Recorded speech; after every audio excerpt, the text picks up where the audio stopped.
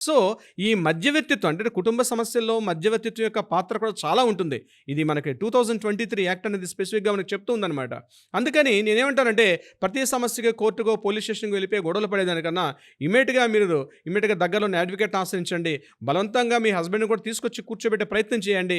ఇది పోలీసులు చేస్తారంటే పోలీసులు వాళ్ళ డ్యూటీలో బిజీగా ఉండే అవకాశం ఉంటుంది కాబట్టి ఒక సీనియర్ అడ్వకేట్ త్రూగా ఒక రిటైర్డ్ జడ్జి ద్వారా గాని, కుటుంబ పెద్ద గాని, ఊరి పెద్ద గాని, కుల పెద్ద గాని అంటే బోత్ పార్టీస్‌ని కూడా విచారించి అంతేగాని మీరు ఒకవేళ ఆ హస్బెండ్ వైపు ఉన్న పేరెంట్స్‌తో మాట్లాడారనుకోండి, వాళ్ళు వాళ్ళ అబ్బాయికి సపోర్ట్‌గా మాట్లాడతారు. లేదా అమ్మాయి పేరెంట్స్ వైపు మాట్లాడారనుకోండి, అమ్మాయికి సపోర్ట్‌గా వాళ్ళు మాట్లాడతారు. కాబట్టి ఇరు పార్టీలకు సంబంధించిన వ్యక్తిగా మీరు ఒక పర్సన్ అపాయింట్ చేసుకొని మాట్లాడుకోగలిగితే ఆయన 2 వైపులని మధ్య మార్గంగా ఏది బెస్ట్ ఆప్షన్ ఉంటుంది. ఒకవేళ పిల్లలున్నారు. పిల్లలకి ఎలా చేస్తే బావుంటుంది? పిల్లల ఆప్షన్ ఏంటి?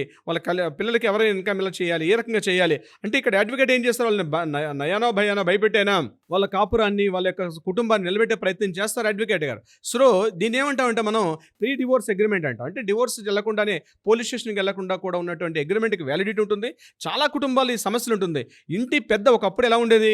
మనం సామూహిక కుటుంబాల్లో మన ఉమ్మడి కుటుంబాలు ఉండేటప్పుడు ఇంట్లో తాతయ్య గారో, పెదనాన్న గారో వీళ్ళు ఉండేవారు. ఆ సమస్యని పరిష్కరించుకుండేవారు. కానీ ఈరోజు ఎప్పుడైతే మనకి ఈ ఐసోలేటెడ్ కుటుంబాలన్నీ పెరిగిపోయి పెళ్లి చేసుకున్న న్యూక్లియర్ ఫ్యామిలీస్ వచ్చేసి మనకన్నీ కూడా అపార్ట్మెంట్‌లు కల్చరల్ అయిపోయి డబ్బా పెట్టెల్లాగా ఎలా అయితే మనకి కుటుంబాలు అపార్ట్మెంట్‌లోకి వచ్చేసామో ఆ మనసులు కూడా చిన్నవైపోయి చిన్న చిన్న సమస్యలకు కూడా వాళ్ళు కోర్టులకు వచ్చే అవకాశం కూడా ఉంటుంది. సో, ఇలాంటివన్నిటిని అవాయిడ్ చేయాలంటే తప్పనిసరిగా అడ్వకేట్‌ని కన్సల్ట్ చేయండి. అడ్వకేట్ ఒక సైకియాట్రిస్ట్, ఒక లీగల్ కౌన్సిలింగ్ వాడికి కూడా ఒక ఎక్స్‌పీరియన్స్‌డ్ ఉండాలి. వాళ్ళకి దీని మీద ఒక అవగాహన ఉండాలి.